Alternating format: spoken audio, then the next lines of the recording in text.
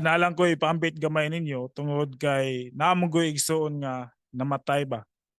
Basin doon na pa'y mga igsoon nga wala masayod kung asa man padulong human ang tao mamatay. Sa Job 14:10 ningo dito, mamatay ang tao og igalubong. Oo, mabugtuan siya sa iyang kinabuhi apan hain man siya. So mo na ang pangutana karon, hain man ang tao human siya mamatay. Kung tanaw na to sa daang tugon, nagkamatay sa tao, adto siya padulong sa Sheol nga gisgutan sa daang tugon nga giunag una nang na-mention sa Genesis Kapitulo 37 sa dihang si Jacob ah na gibaligya ang iyang anak nga si Joseph siya maigsoon sa Egypto apan sa pagsugilon sa iyang igsoon ni Joseph ngadto ni Jacob, namatay daw si Joseph mo nang ah, nasakitan kayo si Jacob mo na nakaingon siya nga iya daw soul na deliver ngadto sa Sheol sa gidala siya sa Sheol ba. So unsa man ang Sheol? Kani na kini usa ka butanganan sa mga butang talang mga nangamatay ba sa makalag o espiritu naa didto murag butanganan niya didto padong ang mga espiritu og kalag.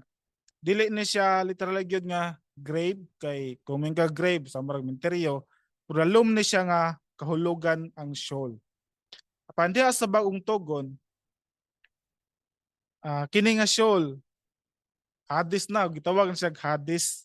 So same ra siya og kanang kahulugan sa lalom nga pagtugkad ang Sheol ug ang Hades kay sa bagong tugon kuan magyapon ni siya butanganan sa mga kalag ug espiritu sa nangamatay.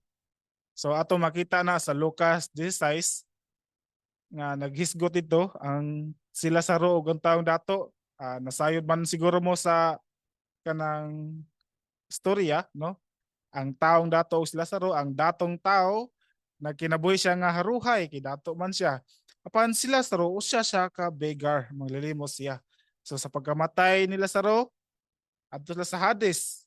Pagkamatay pod ni taong dato, adto gyapon didto gyapon siya sa Hades. Apan kining Hades, dunay duha ka seksyon. Ang unang seksyon gitawag siya lesson section nga diin naa dito ang taong malilimos ang bigar nga sila sa Apan ang ikaduhang section mao kani ang torment section nga naa dito ang taong dato. So duha ni sila ka section. So ang naa sa pleasant section dili siya pwede makaadto sa torment section kay dunay bung-aw nga nagkuan nila nagpataliwala lang duha. So labaw na ang taong dato nga makaadto sa pleasant section. So naay bung-aw nga nagutlanan nilang duha. So mao kini mga igsoon. So wala pa'y nakaadto sa langit gawas sa anak sa tao nga ninaog gikan sa langit. So daghang salamat.